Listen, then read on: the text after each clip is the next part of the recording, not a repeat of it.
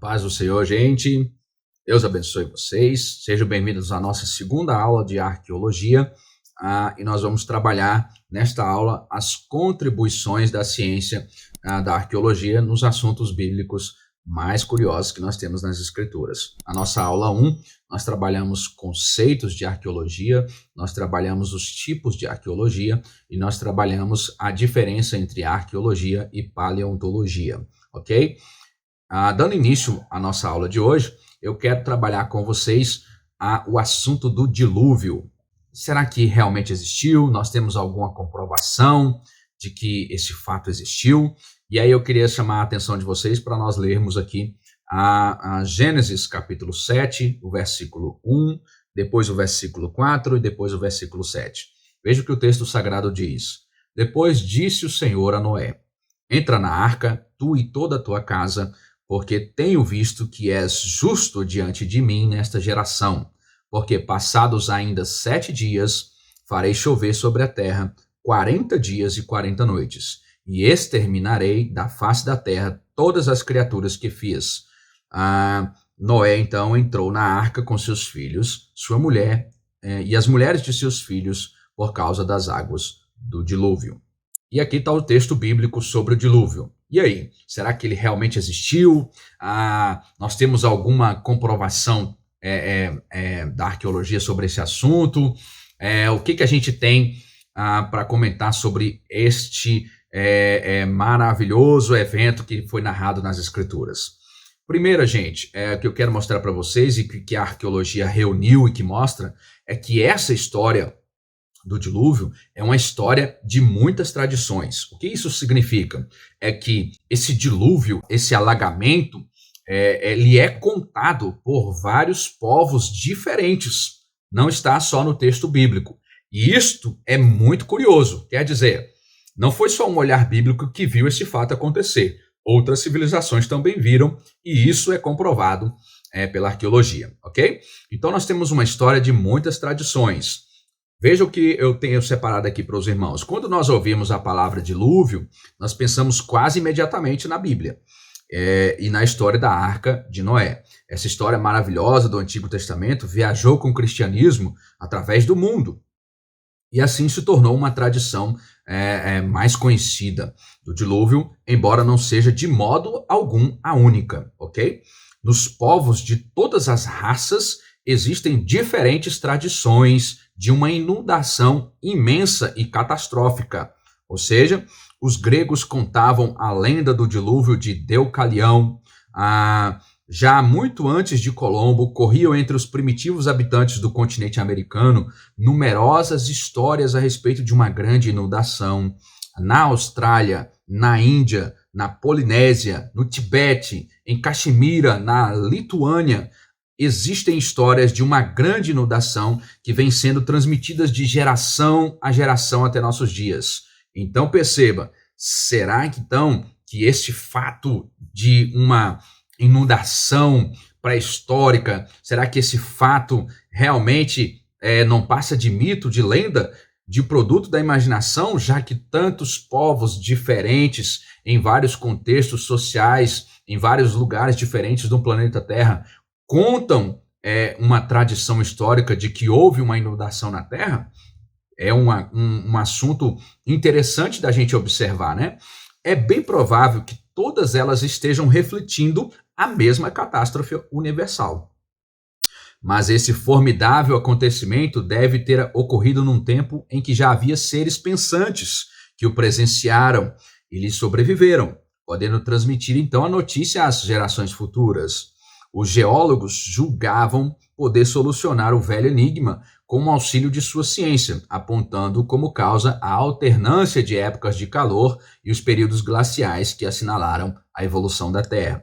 Por 4 vezes subiu o nível dos mares quando começavam a se derreter as tremendas camadas de gelo que cobriam os continentes. Em alguns lugares, com muitos milhares de metros de espessura, as águas de novo desencadeadas mudavam o aspecto da paisagem, inundavam litorais e vales profundos, exterminando as formas de vidas da superfície.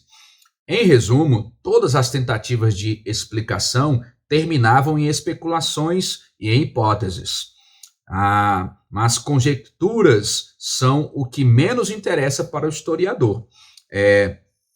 Os geólogos tentavam explicar essa inundação através de conceitos abstratos da sua matéria, né, mas sem uma comprovação. E isso não é interessante para o historiador. Então, o historiador, ele exige sempre uma demonstração clara e material. E isso não existia. Então, nenhum cientista, qualquer que fosse a sua especialidade, podia dar essa comprovação. E é verdade que foi por puro acaso mesmo, graças às escavações que visavam algo completamente diferente, foi que se apresentou uma prova insofismável da existência do dilúvio. Foi comprovado, existiu, ok? E isso aconteceu num sítio de escavação que foi realizada na cidade de Ur dos Caldeus, ok? Vamos falar um pouquinho aqui a respeito das escavações arqueológicas. Havia já 6 anos que os arqueólogos americanos e ingleses estavam estudando o terreno junto a Tel el-Mukayar, que nessa época dava a impressão de uma obra colossal. Trens inteiros de terra eram removidos, examinados cuidadosamente na escavação, passados na peneira, lixo milenar era manejado como se tratasse de um valioso tesouro. A atividade, os cuidados, as fadigas e o zelo de 6 anos produziram uma colheita prodigiosa. Aos templos sumérios, com armazéns, fábricas e tribunais, as ricas habitações dos cidadãos, seguiram-se de 1926 a 1928 achados de tal brilho e esplendor que obscureceram tudo o que se conseguia até então. A escavação foi extraordinária. Eram os túmulos reais da cidade de Ur dos Caldeus, mencionada em Gênesis 11:28. Gênesis 11:28 foi comprovado, gente. Isso é fantástico. A cidade de Ur dos Caldeus existiu. Os túmulos reais de quem comandava aquela cidade foram descobertos. Quem batizou foi Uley na exultação da descoberta dos túmulos de sumérios notáveis, cujo esplendor verdadeiramente régio foi revelado num monte de entulho de 15 metros de altura. Esse monte de entulho ficava ao sul do templo e os túmulos estavam dispostos numa longa fila, uns aos lados dos outros. As câmaras tumulares de pedra eram verdadeiros tesouros, estavam cheias de todas as preciosidades de Ur dos Caldeus. Lá foram encontradas taças e copos de ouros, bilhas e vasos de formas maravilhosas, utensílios de bronzes, mosaicos de madrepérola, lápis-lazuli e prata rodeavam os mortos que estavam reduzidos a pó. Encostadas nas paredes havia harpas e liras. Um moço, herói da terra de Deus, pois assim era intitulado por uma inscrição, tinha na cabeça um elmo de ouro. Um pente de ouro ornado de flores de lápis-lazuli enfeitava o cabelo da bela suméria Puabi, que foi a lei de Shubiadi. Ou seja, nós estamos diante do túmulo real, onde o rei e a rainha foram enterrados com suas riquezas. Percebam ainda, as coisas mais belas não haviam ainda sido encontradas, nem mesmo nas famosas câmaras mortuárias de Nefertiti e de Tutankhamon, que foi as tumbas lá dos reis do Egito, né? E contudo, os túmulos reais de Ur eram 1000 anos mais antigos do que aqueles de Tutankhamon, de Nefertiti. Então, gente, foi uma descoberta fantástica, fenomenal, gente. Mas ao par das riquezas, os túmulos reais reservavam ainda um outro espetáculo sinistro e impressionante para os pesquisadores. Uma cena que não se pode considerar sem um ligeiro calafrio. Nas câmeras mortuárias foram encontradas parelhas de animais de tiro, os esqueletos ainda atrelados aos grandes carros carregados de artísticos utensílios domésticos. Era evidente que todo o cortejo fúnebre seguira os defuntos notáveis na morte, como deixavam perceber os esqueletos que os cercavam ali naquela tumba. Com vestidos de festa e ornados de joias, 20 continham o túmulo da bela Puabi. e outras criptas continham até 70 esqueletos. O que teria acontecido ali naquelas épocas passadas? Olha que coisa muito interessante. Não havia o menor indício de que aquela gente tivesse sofrido uma morte violenta. Tudo indicava que eles haviam acompanhado os defuntos à cripta num solene cortejo, e com os carros cheios de tesouros puxados por animais. E enquanto pelo lado de fora o túmulo foi vedado, no interior eles ficavam orando, pedindo um último repouso para o seu senhor que foi morto. Depois eles tomavam uma espécie de droga, reuniam-se pela última vez em volta dele e morriam voluntariamente a fim de poderem servi-lo também na outra vida. Olha que coisa extraordinária que foi descoberta através da arqueologia.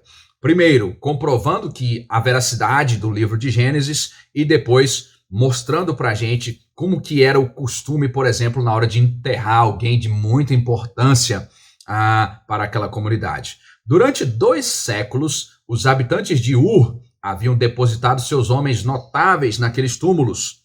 Com a abertura da mais profunda e última câmara tumular, os pesquisadores do século XX decidiram então continuar as escavações. Já que eles tinham descoberto essas coisas maravilhosas, eles pensaram, rapaz, se a gente escavar um pouquinho mais, capaz da gente descobrir algo ainda mais extraordinário. Então, no ano de 1929, o arqueólogo Woolley, voltou a trabalhar no Monte dos Túmulos Reais. Não podia descansar, ele queria ter certeza se a terra sob o túmulo real mais profundo poderia oferecer novas descobertas. Depois de retirados os alicerces do túmulo, revelaram-se que embaixo havia mais camadas de entulho.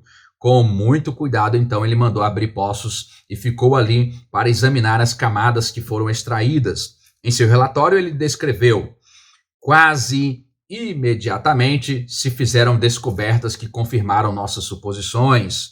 Sob o pavimento dos túmulos reais foram encontradas, numa camada de cinzas de madeira, numerosas tabuinhas de terracota, cobertas de inscrições, de um tipo mais antigo que as encontradas nos túmulos. A julgar pelas escritas, as tabuinhas poderiam ser situadas mais ou menos no século 30 a.C., devia ser, pois, uns 200 ou 300 anos mais antigas do que os túmulos. E isso era incrível. À medida, então, que eles se aprofundavam, cavando os poços, apareciam novas camadas com cacos de cântaros, potes de tigelas. O fato de a cerâmica continuar extraordinariamente inalterada chamou a atenção dos exploradores.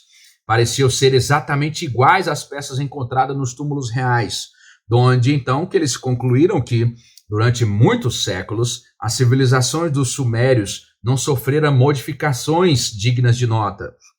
Eles perceberam que essa comunidade viveu ali naquele ambiente inalterada por muitos anos, sem sofrer influência de nenhum outro povo. Deve ter atingido um alto grau de desenvolvimento em tempos muitíssimos remotos. No solo intacto, então, repousavam os últimos fragmentos de utensílios domésticos. Aqui e ali havia vestígios de fogo. O arqueólogo Woolley, com cuidado, examinou o solo do fundo do poço e viu que era limo, puro limo do tipo que só se formava pela sedimentação na água. E aí ele pensou, limo neste lugar? Então só podia ser areia de rio. Ou seja, ele pensou que ali, em uma época remotíssima, passava água, passava um rio.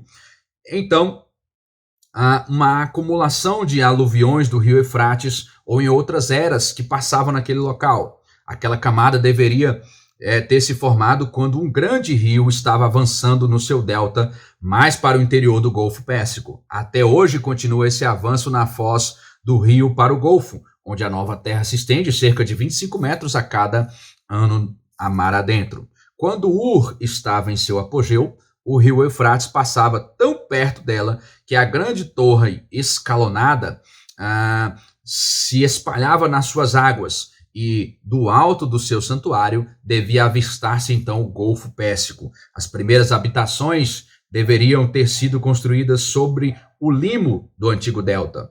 Medidas realizadas no terreno, então, e cálculos feitos com mais cuidado levaram, então, o arqueólogo a um resultado muito diverso dessa conclusão.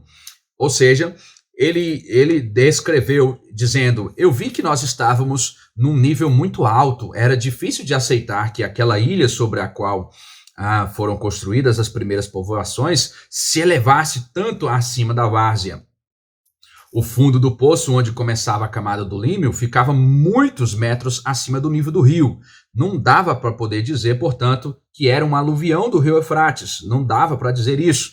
Então, eles continuaram cavando o poço e o arqueólogo Ullen começava a observar enquanto cesta após cesta ia sendo tirado daquela escavação, o conteúdo era imediatamente examinado. As pás continuavam cavando e cerca de 3 metros de profundidade. A camada de limo então terminou tão bruscamente como havia começado. A seguir, deram uma resposta que nenhum daqueles homens podiam ter imaginado. Não podiam acreditar no que eles estavam vendo. Eles esperavam uma terra virgem, mas o que eles aparecia ali sobre o sol, implacável, era novo entulho. Depois, mais entulho, detritos de outros povos, entre eles numerosos cacos de barro sobre uma camada de quase 3 metros de puro limo, topavam de novo com os restos de habitações humanas. Mas tanto o aspecto como a técnica da cerâmica havia sido mudado completamente diferente. Acima da camada do limo havia bilhas e escudelas evidentemente feitas no torno. Aquelas agora encontradas ao contrário, tinham sido modeladas à mão, por mais que fosse peneirado com cuidado, e o conteúdo das cestas, sob a crescente expectativa dos homens, não se descobriram restos de metais em parte alguma. A ferramenta primitiva que apareceu consistia num sílex polido. Devia ser, então, a idade da pedra. Ou seja, eles descobriram, através da escavação, uma outra civilização extremamente muito mais antiga. O que ele concluiu? Se havia uma população ali muito mais antiga naquela região e depois uma camada de limo soterrou aquilo que só pôde ser construído através de muita água passando por cima daquelas civilizações, eles simplesmente, então, observa e conclui: nós descobrimos o dilúvio. A incrível descoberta realizada em Ur ocupou as manchetes das imprensas dos Estados Unidos e da Inglaterra na época. O dilúvio? Essa era a única explicação possível para a enorme jazida de lama que foi encontrada na colina de Ur, que separava nitidamente duas épocas de seres humanos. Ok? O mar havia deixado ali seus vestígios incontestáveis sobre a forma de restos de pequenos animais marinhos. Gente, fantástico. O arqueólogo, então, quis ter certeza. Ele mandou escavar um poço a 300 metros daquele local e descobriu o mesmo perfil: cacos de olaria, camadas de limo, restos de objetos moldados à mão. A fim de afastar toda e qualquer dúvida, mandou finalmente escavar ainda outro poço numa massa de escombros, num lugar onde as habitações humanas se erguiam sobre uma colina natural, portanto, em camadas acima do depósito de limo, a uma profundidade mais ou menos igual àquela em que nos dois outros poços acabavam de repente as vasilhas feitas no torno, aí também deixaram de aparecer. Imediatamente abaixo seguiam-se as vasilhas feitas à mão, exatamente como o arqueólogo Ullen imaginava e havia esperado. Aí faltava, então, naturalmente, a camada de limo divisória, cerca de 5 metros abaixo de um pavimento de tijolos, a que podíamos atribuir com relativa segurança a data de 2.700 anos antes de Cristo.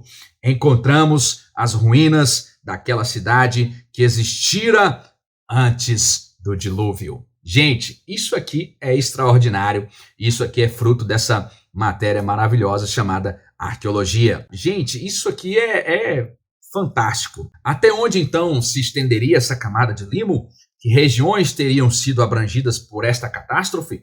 Uma pesquisa regular dos vestígios da grande inundação estava sendo levada a feito atualmente, em outros sítios ao sul da Mesopotâmia. Outros arqueólogos descobriram em Quiche, ao nordeste da antiga Babilônia, onde o Eufrates e o Tigre, fazendo grandes curvas, se aproximam do outro, um novo importante ponto de referência. Em dado momento, toparam com uma camada de terreno de aluvião, embora tivesse apenas meio metro de espessura. Por meio de sondagens, conseguiu-se estabelecer uma extensão geral da enorme inundação. Segundo o arqueólogo Ulen, a catástrofe cobriu o nordeste do Golfo Pérsico, uma extensão de 630 quilômetros de comprimento por 160 quilômetros de largura. Ou seja, uma expansão de terra extraordinária cobrido por água, ok? Após inúmeras pesquisas e tentativas de interpretação sem resultados concretos, havia muito que se tinha abandonado a esperança de solucionar o grande mistério do dilúvio, que parecia recuar para épocas remotíssimas, insondáveis para o homem. Então, eis que o trabalho produziu para o cientista um resultado espantoso. Não só fora descoberta uma imensa e catastrófica inundação que lembrava, assim, o dilúvio das Escrituras, mas agora se apresentava como um acontecimento ocorrido numa época histórica e determinada, comprovada, ao pé da velha torre escalonada dos Sumérios em Ur, no abaixo do Eufrates, podia-se descer por uma escada ao fundo de um estreito poço, a ver e a apalpar os restos de uma imensa inundação, uma camada de limo de quase 3 metros de espessura, e pela idade das camadas que indicavam estabelecimentos humanos e nas quais se podiam ler o tempo como num calendário, podia-se também determinar quando ocorrera essa inundação. Ou seja, nós temos dados extraordinários da arqueologia que apontam, mostrando para nós que, de fato, o dilúvio ocorreu. Gente, isso aqui é extraordinário, isso aqui faz parte da matéria que nós encontramos na arqueologia bíblica. Isso aqui é muito bom, muito interessante para nós. Por quê? Porque tem pessoas que simplesmente eles sorriem, eles fazem piada, dizendo é um conto de fadas. Mas a ciência aqui está comprovando que não é bem assim. Ok, pessoal? Muito legal. Eu queria mostrar para vocês ainda também um outro fato curioso, né? Que é a cidade, né? A localização de Ur dos Caldeus. No ano de 1923, uma expedição anglo-americana começou a trabalhar no Tel Al-Muqayya. Desde o momento em que a primeira pá foi cravada no solo, toda a colina se envolveu numa atmosfera de ansiosa expectativa. Cada escavação parecia uma viagem a um reino desconhecido, que ninguém sabe que surpresa podia reservar. Essa escavação de 1923, né? Ninguém podia imaginar que isso ia levar 6 longos invernos, anos de trabalho, até a primavera de 1929. Essa escavação em grande escala ao sul da Mesopotâmia viria a desvendar, capítulo por capítulo, o tempo distante em que se formou nova terra no delta dos 2 grandes rios e onde se estabeleceram os primeiros povoados humanos. Ao longo do penoso caminho da pesquisa, que retrocedeu no tempo de até 7.000 anos atrás, tomaria forma, por mais de uma vez, acontecimentos e nomes que a Bíblia nos fala. A primeira descoberta constituiu num recinto sagrado, com os restos de 5 templos que outrora envolviam num semicírculo. O zigurate construído pelo rei Ur-Nammu. Os exploradores pensaram tratar-se de fortalezas tão poderosas que eram seus muros. O maior, ocupando uma superfície de 6.000 metros quadrados, era consagrado ao deus da lua, o outro templo ao culto de Nilgal, que era a deusa lua e a esposa de Namar. Cada templo tinha um pátio interior circundado por uma série de compartimentos. Neles se encontravam ainda as antigas fontes com longas pias calafetadas a betume e profundos talhos de faca nas grandes mesas de tijolos, que permitiam ver onde os animais destinados aos sacrifícios eram mortos. Em lareiras situadas nas cozinhas dos templos, esses animais eram preparados para o repasto sacrificial comum. Havia até fornos para cozer pão. Depois de 38 séculos, podia-se acender novamente o fogo ali.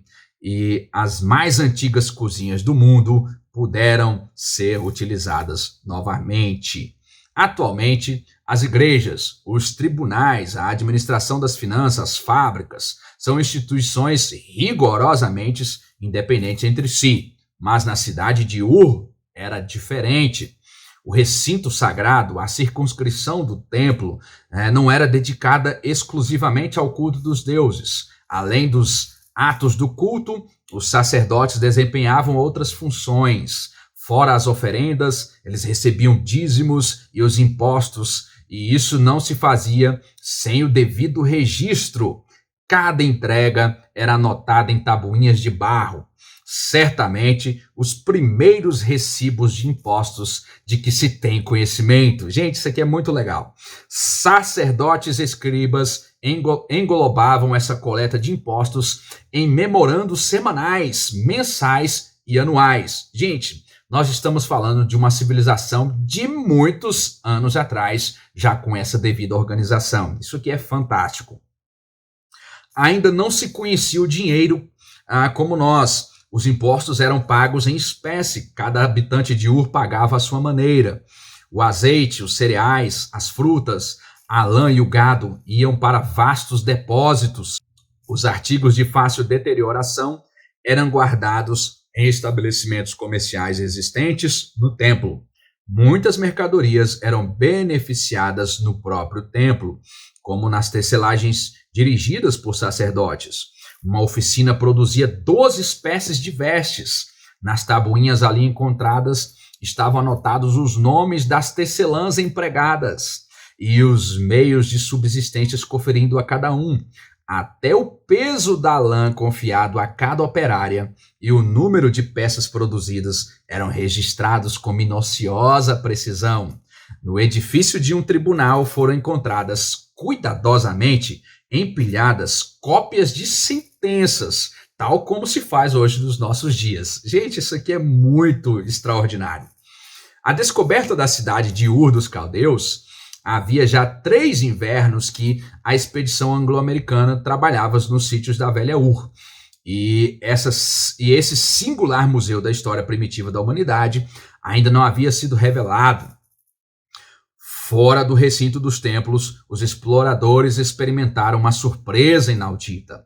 Ao limparem uma espécie de colinas ao sul da torre escalonada, surgiram de repente diante de seus olhos paredes, muros e fachadas dispostas umas ao lado das outras. Fila após fila, pouco a pouco, as pás puseram a descoberto na areia um compacto quadrado de casas, cujas ruínas mediam ainda em algumas partes até 3 metros de altura. Entre elas passavam estreitas ruelas. Em alguns trechos, as ruas eram interrompidas por praças. Após muitas semanas de trabalho árduo, a remoção de várias toneladas de cascalho apresentou-se aos escavadores um quadro inesquecível. Sob o avermelhado de Teolamaquá, estendia-se ao sol brilhante toda uma cidade despertada pelos incansáveis pesquisadores após um sono de milênios. O arqueólogo Ullen e seus colaboradores ficaram fora de si de alegria, pois diante deles estavam a Ur, aquela Ur dos caldeus de que a Bíblia falava, a cidade de onde Abraão saiu. Gente, isto é fantástico, isso é maravilhoso, isto é extraordinário. Então, como que era a cidade de Ur dos caldeus, a cidade de onde Abraão saiu? E como seus habitantes moravam, eles moravam confortavelmente, como eram vistosas as suas casas. Em nenhuma outra cidade da Mesopotâmia foram descobertas habitações tão esplêndidas e tão confortáveis. Comparadas a elas, as habitações que se conservavam na Babilônia pareciam pobres, miseráveis mesmo. O professor Cudway nas escavações alemãs realizadas no princípio deste século, só encontrou construções simples de barro de um andar com 3 ou 4 cômodos em volta de um pátio aberto.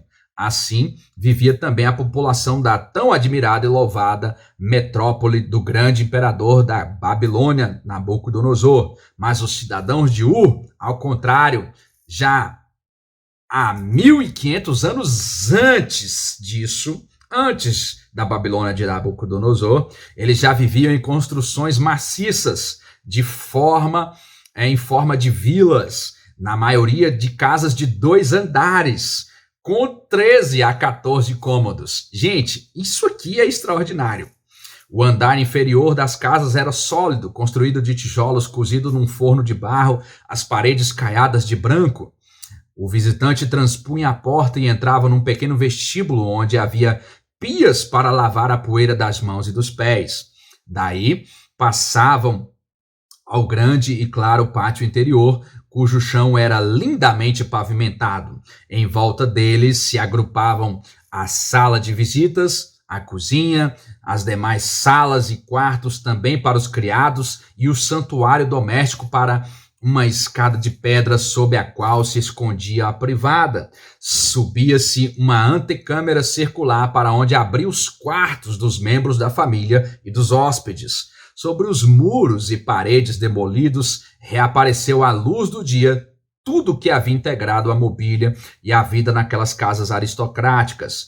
Inúmeros fragmentos de potes, de cântaros, de vasos e tabuinhas de barro com inscrições foram compondo um mosaico pelo qual foi possível construir, pedra por pedra, a vida cotidiana naquela cidade de Ur. A Ur dos Caldeus era uma capital poderosa, próspera, colorida, industriosa no começo do 2º milênio antes de Cristo. Gente, isso aqui é fantástico, né? Há tantos milhões de anos atrás, né? A cidade que é citada como a cidade de Ur dos Caldeus, a cidade do patriarca Abraão, ter esse esplendor tão glorioso. Abraão deveria ter saído de Ur dos Caldeus, Gênesis 11:31, e, portanto, ele devia ter vindo ao mundo e crescido numa daquelas casas aristocráticas maravilhosas de 2 andares. Ele devia ter passeado junto aos muros do grande templo e pelas ruas, levantando a vista ao seu olhar. Ele devia ter encontrado a gigantesca torre escalonada com seus cubos pretos, vermelhos e azuis circundados de árvores. Vendo em que ambiente requintado passou a sua juventude, devemos a gente modificar a nossa concepção a respeito de quem fora, então, o patriarca hebreu. O arqueólogo Uller, então, ele descreve, falando um pouquinho sobre essa situação, ele diz que Abraão foi um cidadão de uma grande cidade e herdou uma tradição de uma civilização antiga, altamente organizada. As próprias casas denunciavam o conforto, até mesmo o luxo. Encontramos cópias de hinos relativos aos cultos do templo e, juntamente com eles, tabelas matemáticas. Gente, isso aqui é extraordinário. Nas tabelas matemáticas havia, ao lado de simples problemas de adição, fórmulas para a extração de raízes quadradas e cúbicas. Perceba aqui, queridos, como que era avançada a civilização onde Abraão viveu. Em outros textos, os escribas haviam copiado as inscrições dos edifícios da cidade e compilado uma resumida história do templo. Abraão, ele não era um simples nômade, ele era filho de uma metrópole do 2º milênio antes de Cristo. Foi uma descoberta, então, sensacional, incrível. Os jornais e revistas publicaram fotografias da velha e da desmantelada torre escalonada e das ruínas da metrópole desenterrada, que produziram, então, essa profunda impressão. Gente, muito extraordinário, né? E aí a gente percebe, então, a força e o poder que a arqueologia tem, comprovando dados bíblicos, comprovando que a cidade de Ur dos Caldeus existiu, comprovando que era uma cidade extremamente avançada para a sua época, comprovando que a matemática, que ciências são extremamente antigas e os povos do passado já dominavam bem, comprovando personagens bíblicos, como por exemplo Abraão, né? E entendendo assim, nós podemos observar então a fé de Abraão, né? Como essa fé foi vívida e forte, porque a palavra de Deus diz que Deus chama Abraão e diz assim, ó, sai da tua terra e da tua parentela que eu vou para e vá para um lugar onde eu vou te mostrar. E Abraão deixa essa magnífica cidade, Abraão deixa tudo para trás e vai em direção à voz de Deus. E aí nós podemos compreender através da arqueologia o peso dessa decisão, o peso que foi a decisão de Abraão com relação a ouvir o chamado de Deus. Ou seja, ele deixou para trás toda uma vida de conforto, deixou para trás tudo que estava já certo, ele deixou para trás tudo já estabilizado na cidade onde ele morava e foi, seguindo pela fé, a voz de Deus, dando assim o exemplo para nós de como nós devemos seguir a Deus, confiando, sem questionar no seu mandamento e na sua direção.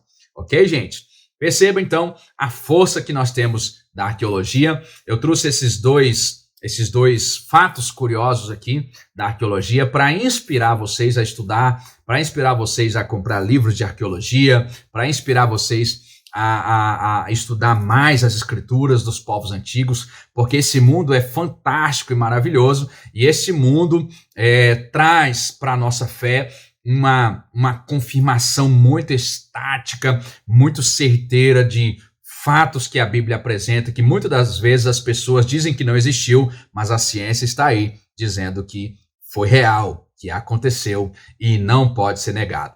Tá ok, pessoal? Que Deus em Cristo vos abençoe. Minha intenção aqui é fazer com que você pesquise, que você aprofunde um pouco mais, por isso eu não vou estender mais sobre outros fatos, mas hoje nós temos, por exemplo, fatos curiosos da vida do Novo Testamento. Por exemplo, nós temos provas de que Pilatos, ele existiu. Nós temos, então, que João conta a respeito no Novo Testamento, daquele poço de Betesda, ele foi encontrado. Gente, nós precisamos nos ater a essa matéria fantástica, maravilhosa, porque ela dá um peso extraordinário para a Escritura e possivelmente para aquele que quer expor as Escrituras de forma evidente e cabal. Tá ok, pessoal? Que Deus em Cristo vos abençoe. Nós vamos encerrar a matéria de arqueologia dando esse gostinho aí de quero mais. Eu espero que eu tenha transmitido esse gostinho de quero mais para que vocês possam estudar, avançar nessa matéria que é muito legal, muito bacana. Eu particularmente gosto muito e eu espero ter deixado esse gostinho para que vocês possam avançar. Deus em Cristo vos abençoe. Muito obrigado por nos assistir e até a nossa próxima aula.